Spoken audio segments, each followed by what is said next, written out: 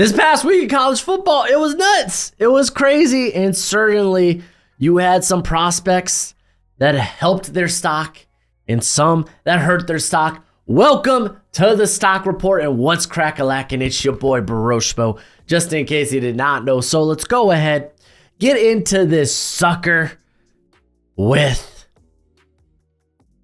Kalel Mullings, running back out of Michigan. I mean, of course, this guy popped off against the Trojans. He had a big game. He goes for 159 yards. I believe he had over 100 yards after contact. Had 2 tutties. He was absolutely unstoppable. Well, even Donovan Edwards had a big game. But like Donovan Edwards was someone I watched prior. Mullings was not. He's a guy with a small sample size. And he's actually got a pretty interesting background. Let's actually go ahead and get into that sucker. As when it comes to Mullings, he was a 3-star recruit out of the 2020 recruiting class, where he played both running back and linebacker, but he was actually recruited as a linebacker. So he ends up arriving to Michigan as a linebacker in 2020, played a lot of special teams, didn't really make the transition to running back until 2022, where he started playing running back at the end of the year for the Wolverines. So a guy that doesn't have a lot of tread, or has a ton of tread on the tires, doesn't have a lot of mileage, and he's been playing really, really well for the Wolverines. Like he's got a big build at 6'2", 233. He's a very, very tough runner.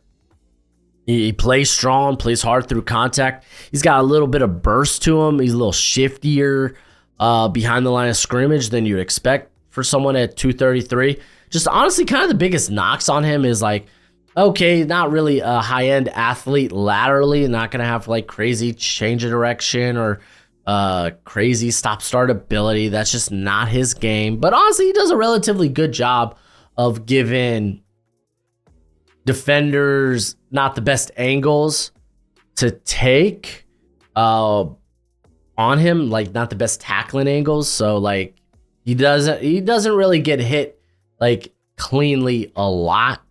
So you do like that. The long speed, it kind of is what it is. He's going to be a guy that gets caught from behind, but he's more than fine enough to be able to reel off chunk plays. And just his passing game usage it's nothing. He's not used as a pass protector a lot. He has 3 career receptions to his name. So like he is straight up like kind of basically this north-south one cut runner power back. Maybe an early down back with really nothing in the passing game. But because of his wealth of special teams experience, I think that makes him draftable. I think his ability maybe even to come in as a linebacker on run-specific situations, just having that ability is super nice. Granted, like this is a linebacker, he hasn't played a lot, and you're going to question his development as a coverage player and linebacker, but you could at the very least play him early down. So a very interesting prospect in Mullings, and one I'm glad is popping off. But we're going to be talking about running backs today, as I got Kaleb Johnson out of Iowa coming in at 6'2". Is it 6'2" or is it 6 foot? It's actually 6 foot, so that's a typo on the screen there. So haha, Broshmo and his typos. It is what it is. When you do as much Photoshop as I do, it'll happen. But he's 6 foot, 225 pounds, had a big day against Minnesota, going for 21 carries, 206 yards, 3 touchdowns, had 10 forced missed tackles. Utterly insane. He's someone I think Mel Kiper highlighted recently. So I knew he was someone that I was going to have to go in and watch. And I mean, he's been getting significant carries since his freshman year. He was a 4-star prospect out of the 2022 draft class, and ended up getting 6 starts his freshman season. He had 5 starts his last season, so his sophomore season. He did miss a couple of games with an ankle injury. injury. He was suspended for the first half of the season opener this year for violating team rules. Doesn't sound like it was that crazy, that nutty. So I'm not going to get out of hand with like, oh no, red flag. Oh! No, it's not that. It's not that. But when you go and watch him, you're like, golly, he is so much quicker than you'd expect. Like, he's got a big frame. He's got a strong frame. He's able to eat contact. But he's got some good burst. Like, he gets to top speed pretty quickly. He's able to beat defenders to the corner. And he's got some home run ability. Like, he can pull away from defenders. So, at that size, with that type of speed, probably talking of a potential top 100 player, right? Like, honestly, like going back, the only things that might keep him out of the top 100 and maybe more of a top 150 guy is, like, I think his vision can be inconsistent. Like, he gets a little impatient behind the line of scrimmage, so he'll either try to bounce the play outside prematurely or he'll just run into the backs of his blockers.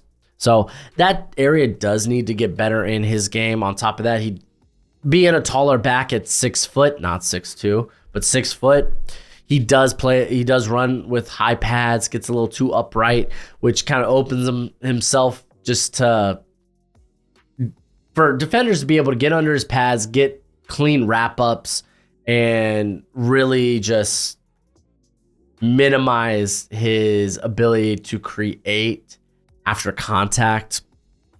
Also another guy with a minimal use in the passing game. Just really runs the basic running back route tree. Just hasn't been used as much as a pass blocker. He isn't the most shifty guy. He's very much someone that's probably better north-south than he is east-west, which is A-okay. It's fine. But not shifty enough to really create out in space so far as a pass catcher on those like swing plays and screens and whatnot. But still, in terms of size, speed, he looks very dangerous. And he's only a junior, so he could end up coming back. Who knows?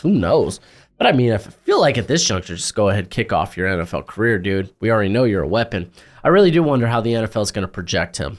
Everybody loves the NFL draft, and I know you want to be familiar with every potential prospect that your team may draft. So I got good news for you. My draft guide is available for purchase. It is good throughout the entire draft cycle, and it updates through the season regularly. You'll get my current evals and rankings on hundreds of different players with player backgrounds and analytics. It also contains combine and pro day numbers, as well as my notes from the Senior and Shrine Bowl. You can purchase it for a one-time payment of $30 on PayPal, Venmo, and now I have the Cash App. Follow the link in the description and be sure to include your email because it is a Google spreadsheet. That is how I share it with you. So please don't make me hunt down your email. Just don't do it. Anywho, it's a great purchase and it's a great way to support the channel. But let's stick with the running back position. I'm going to talk about Micah Bernard out of Utah. He's someone that I've talked about in the past. Like, I've probably talked about this guy on the channel maybe for the last 2 to 3 years. So you might be like, oh, he must be freaking old. He must be ancient. And I mean, he was formerly a 3-star recruit from the 2019 class. So he's going to be a bit older. But he put on a show this weekend. Yeah, he had the 2 fumbles, but the dude, he had 186? Is that the number I have there? But yeah, he had a huge game. He was a big reason that the Utah offense was actually able to move. He hasn't really been used a ton he hasn't seen a lot of success as a pass catcher as he has in years past. But you know that he's got that feather in his cap to be able to do that. He is someone who is really good in the open field. He can legit make guys miss. He is just a very dangerous pass catcher. He's dangerous on the toss. He literally has make you miss type of quicks. Really good hands as a pass catcher. Good vision. Good burst. It's just doesn't have maybe ideal play strength to continue to churn through tackles. His pass pro is still a work in progress. He's kind of just like a speed bump. at this point, but he was coming off the injury last year. Probably would have been in last year's draft if not for fracturing. He suffered a fracture to his face from a scooter accident of all things, and he would not play until the bowl game. So, freaking A, that sucks. It kind of is what it is. He actually played corner back in 2021 because of injuries in the Rose Bowl against Ohio State and was kind of all right. But yeah, dude, I'm just glad he's back on the draft radar. I'm going to be honest, probably no more than a late day 3 pick at best. But it's just good to see someone do well. He's been on my radar since probably 2021. And here we are 3 years later. I'm happy to see him doing well. We had a couple of other running backs that actually had big weeks that I just haven't mentioned, but I want to talk about the guys that I haven't really talked about on the channel. So again, hey, Quinshon Judkins, you had a good game. Cool. You beat up on Marshall. You're supposed to. Amarian Hampton has been having a big year too. Those are two guys that are top 50 prospects. Again, I kind of want to highlight players I haven't talked about yet.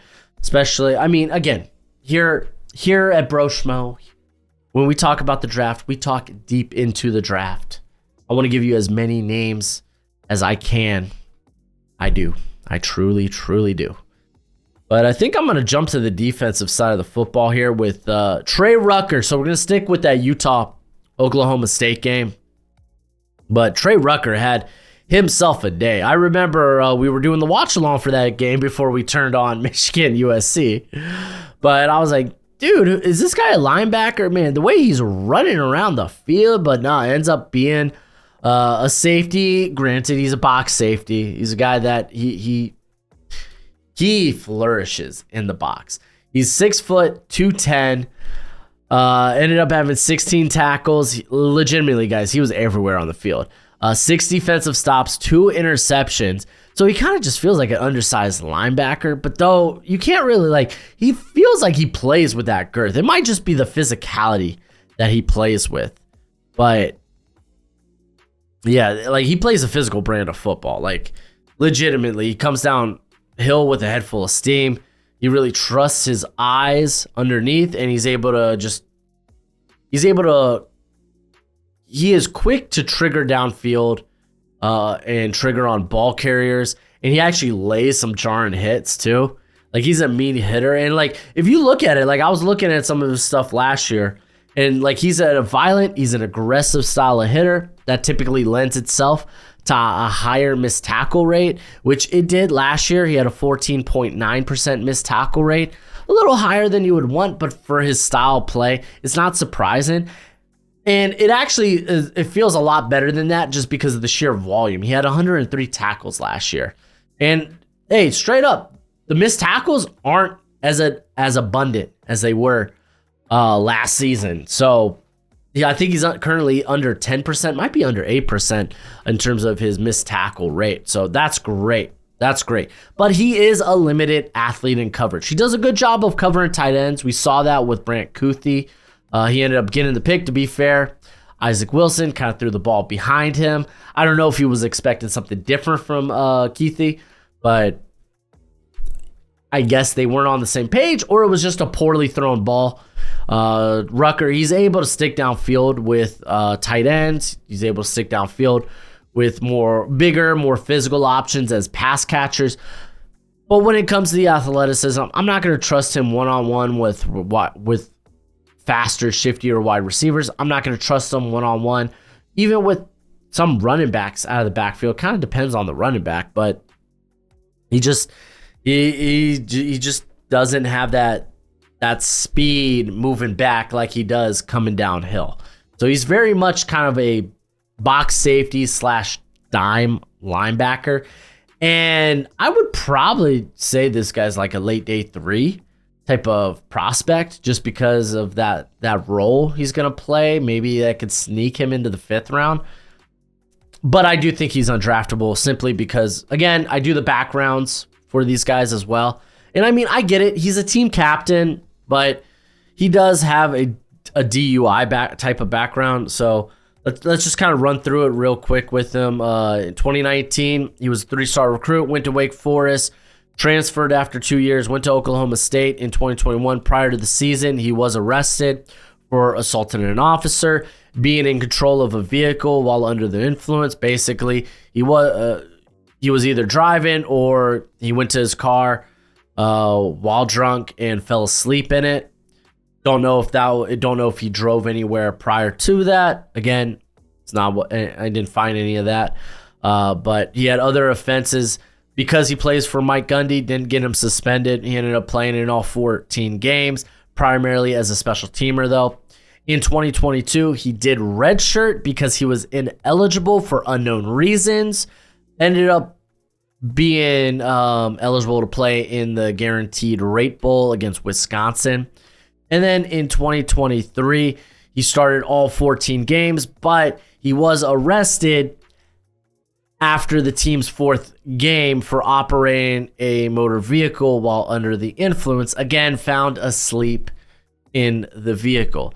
Guys, DUI, alcohol, the NFL, and the cars, it just doesn't mix. To me, that makes you undraftable. We could bring you into camp. Maybe we could sign you as a priority UDFA, but I feel like I'm not going to burn a draft pick on that. Especially given this, like, you have to be something freaking special. Something special to kind of overlook that, especially considering all this happened between 2021 to 2023. So we're talking fairly recently, over the course of 3 years. So that's why I was a little bummed when I got done watching him. I was like, okay, he's fun, man. He's a fun player. I like him maybe mid to late day 3. And then background, I was like, oh yeah, probably won't touch this guy. So unfortunate. Not saying he's not a changed man. Mike Gundy has come out and said, hey, he's a boneheaded kid, but he's a good kid. So at least he's got praise for that. Low key, are we Mike Gundy and handling of DUIs? Because Ollie Gordon had one prior to the year. Now Ollie Gordon getting astray here because I'm talking about Mike Gundy. But like, can we take these things seriously? Can we suspend guys? Like, come on. It's been a problem at Georgia. Well, that and speeding, but like in Oklahoma State now. Like, come on, man. What are we doing here? What the hell are we doing here? Next, I got Ashton Gillotte. I'll get his name down eventually. Out of Louisville, coming in at 6'3", 275 pounds. And he had a big game against Georgia Tech. You might be like, oh, no sack. Boo. But Georgia Tech's got a really good offensive line. They really do. And Louisville totally destroyed it. Louisville did a great job of manhandling a very good offensive line. And you got to give Ashton a lot of the credit there. He had 5 pressures, 2 sacks, had a win rate of 17.4%. Just very solid. Went out there, did his thing. He was a very good run defender. That's honestly probably the biggest thing in his game. It's like, yeah, you feel good about what he does as a run defender. He should be in this top 50 conversation, if we're being honest. If you don't have him there, I don't know what we're doing. In an edge class that's like kind of desperate, I think, to find like who is the guy in this edge class. Like, there's a bunch of names that can emerge. Ashton's already a guy that was on many people's preseason rankings going into the year. He's been playing really well thus far this season. He kind of played in a smaller sample size the first couple of games because Louisville was just blowing out people. Now he actually played the full game here and was just freaking spectacular. He's just got a really good first step at 275, a good motor, does a good job of turning speed to power. I feel like the gap integrity with him has gotten better in the run game.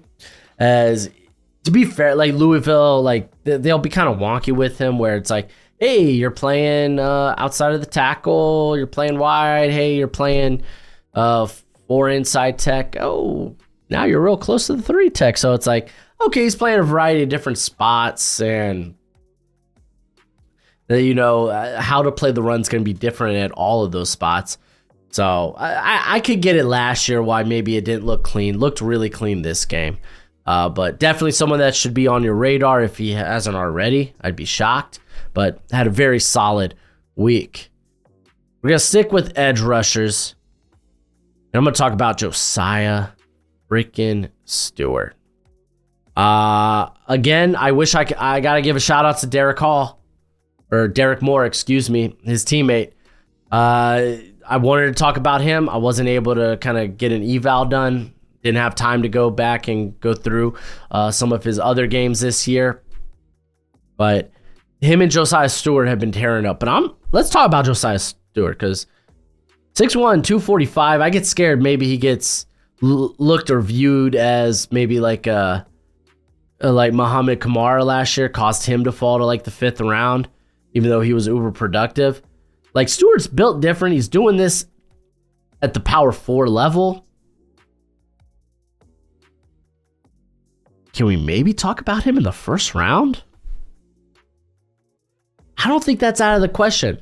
Ends up having 8 pressures, 5 defensive stops, 2 sacks, a forced fumble, and a win rate of 31.4% against USC. An utterly ridiculous game. This was someone who I can't remember what mock draft I did. This because it was while he was still, I think, at Coastal Carolina tearing it up.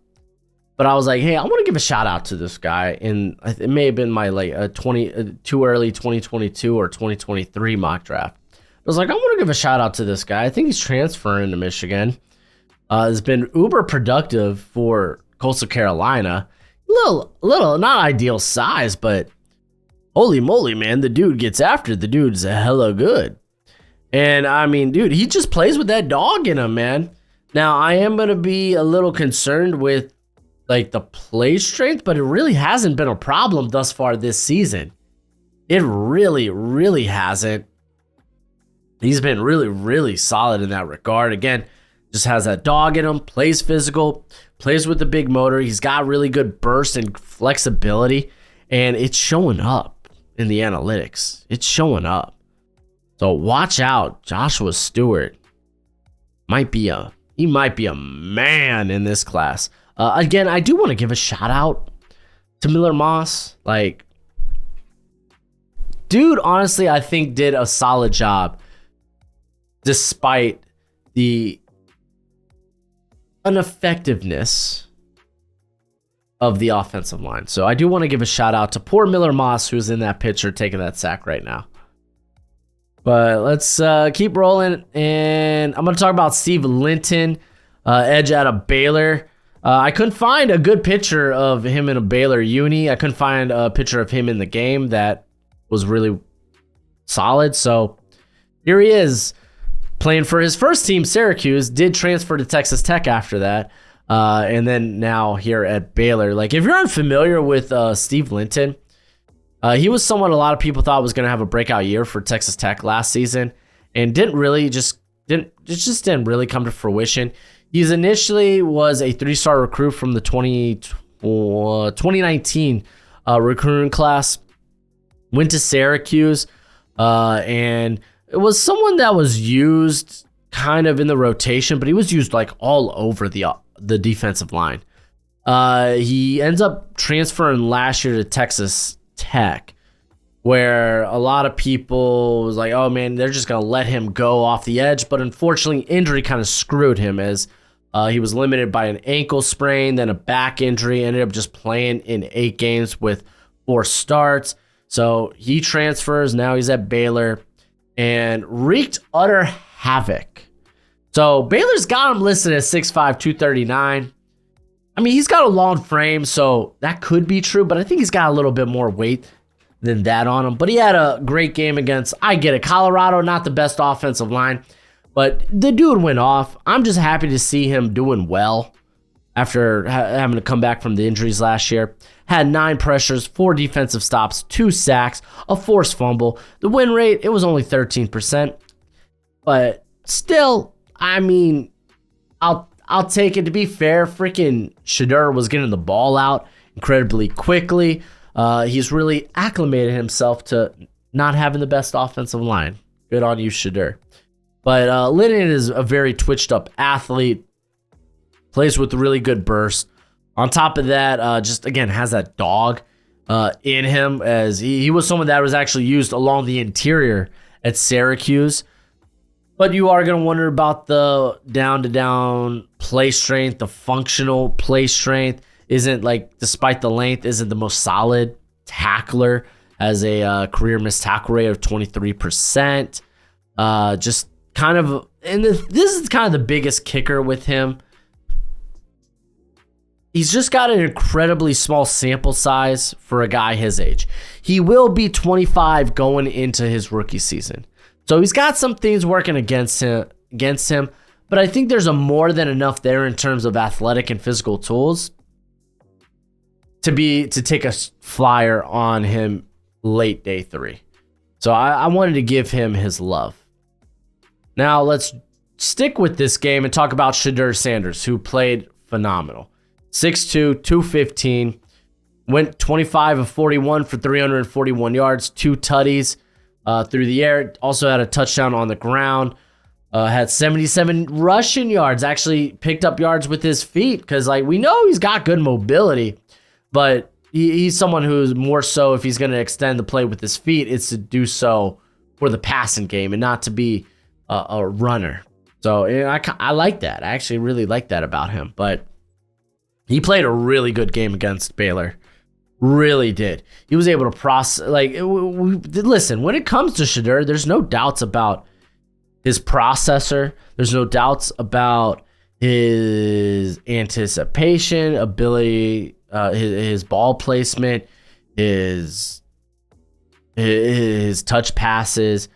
He does throw with some zip on the short to intermediate. I just don't think that arm strength is that good downfield, but that's fine.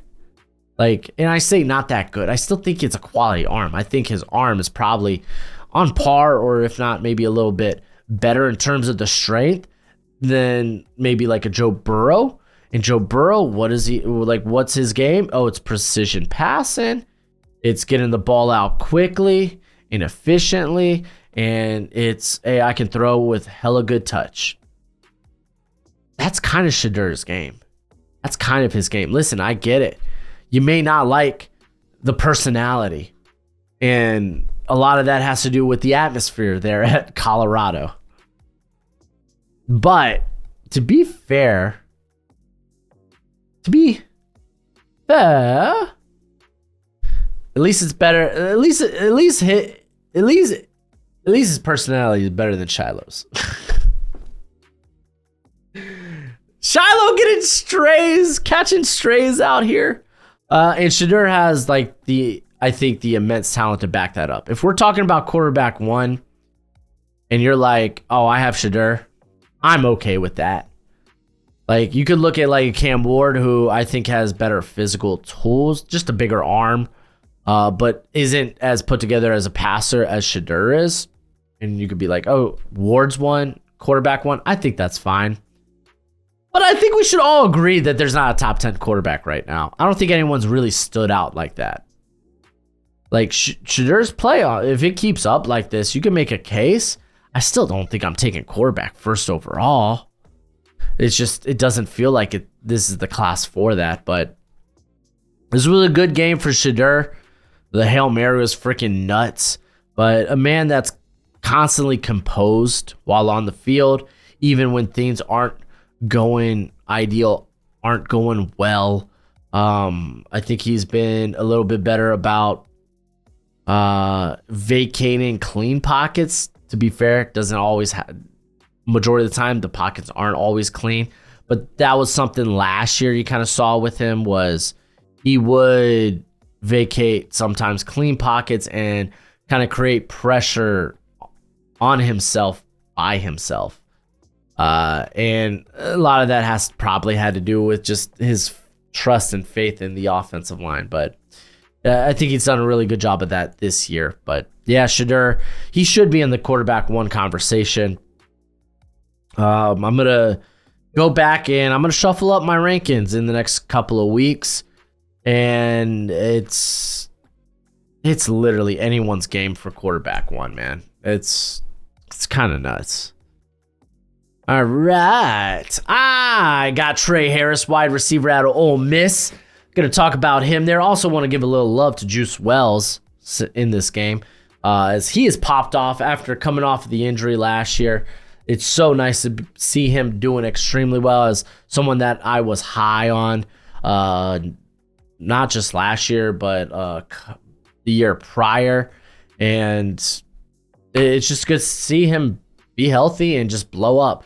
But Tre Harris, he is looking really good. I know it's been cupcake schedule city. He ends up going for 11 receptions, 225 yards, 2 tutties against Georgia Southern. But I bet you he's going to play really well against Kentucky. Like I get it. Like his separation, he doesn't always get ideal separation, but I think it's been a lot better this year. And he's able to at least get a step or two. A step. Let's reel back on that too. But a step on defenders in coverage, which gives, honestly, Jackson Darnold more than enough room to be able to just drop the ball in there. But also, he's been a lot more consistent at the catch point than he was last year. And to be fair, last year, a lot of his inconsistencies at the catch point, which the dude was a baller over at what was it? Was it Louisiana prior to here? But he was an absolute baller at Louisiana Tech, excuse me. When it came to the contested catch, but then after facing SEC play consistently, you saw that number go down. I'm curious, will that number, now that he started off the year hot, the contested catches are really, really good for him, will that rate continue to stay high now in his second year in the SEC? I think that's a fair question. We'll get that. We'll at least get a little bit of that answer this week against Kentucky, but not necessarily the fastest guy, but someone who's just got great hands, plays with really good strength, is showing alignment versatility, whether that's on the outside, in the slot, and just a very powerful ball carrier, able to just force missed tackles, force yards after contact. He already has 10 forced missed tackles this season through 4 games. Ludicrous number. So I wanted to give him a shout out. Also want to give a shout out to Illinois' Pat Bryant, who popped off against Nebraska. I think he had like 2 tutties. Didn't get to his film, though, from this year yet. So, again, I like to put guys on this list that I've at least watched like 3 or 4 games from. And I just couldn't get to Pat Bryant. I'm looking forward to get into him later this week, though. But the wide receiver class is looking fun as hell. And that's probably just going to be what it is every year now with the wide receiver class. But hey, let's talk about a Harold Fannin Jr. tight end out of Bowling Green, coming in at 6'4", 230 pounds. And you might be like, tight end? That boy's a little light to be a tight end, ain't he? And it's like, yeah, he's a little light to be a tight end. He's a little light to be a tight end. But fun fact, he plays with that dog in him. And I love it. I love it. I was able to finally get around to his tape this week, and it was funny because I got to his tape prior to the weekend because I really wanted to see that Penn State tape. He was someone that was on my summer watch list that I just didn't get to. He was very impressive in the Penn State game, and then he comes out and has a really good game against Texas A&M where he has 8 receptions for 145 yards and a touchdown. And he kind of gives me, granted, James Mitchell had much better size, but he's got that James Mitchell dog in him. If you're not familiar with James Mitchell, he's now like tight end 3 for the Lions, or maybe even tight end 4. I don't know. He's on the Lions, but at Virginia Tech, dude was an absolute animal. But that's Fannin, man. He plays with that dog in him, man. Like, he might not check your boxes when it comes to weight, length, even play speed. Because, like, he's not like the most shiftiest guy. He's just not. But the dude plays with a tremendous motor, whether it's at the catch point, after the catch, or even as a blocker. Now, granted, dude's not going to survive in the NFL as an inline blocker primarily. He's gonna be more of a move blocker type, whether that is in motion, whether that's as a tight end too, in the slot, out wide, but he gives you that alignment versatility, even if you might just view him as like a jumbo receiver. But the dude's got good burst. He's able to create initial separation out of breaks with just a really good bit of explosiveness out of that step. Quick feet. He's able to change direction really well. He's able to plant that foot and go. Very sharp on those cuts during his routes. It's not like he's ran the biggest route tree in the world, but for what they're asking him to run there, I think he's done a stellar job. And he has been a yak monster. Like, you go back to last year, he had 13 forced missed tackles. And I think this year he's already up to like close to, I want to say he's like close to like 7 or 10. Let's take a quick gander at that. Let me just go fact check myself right here on the spot. All right, so Fannin he has 10 forced missed tackles already this season, and that's on 25 receptions. So he's able to create after the catch. And it's like super insane. Like, I like it, man. I love it. However, when it comes to the critiques, it is going to be, oh man, his blocking ability. You can't trust him in line, so you're going to have to kind of scheme up stuff for him. And I think that's fine. I think that's okay. He can also be a bit like high-hipped as a runner. Like, he plays a bit, or at least he runs a bit online, whether that's or upright, whether that's inline or out wide.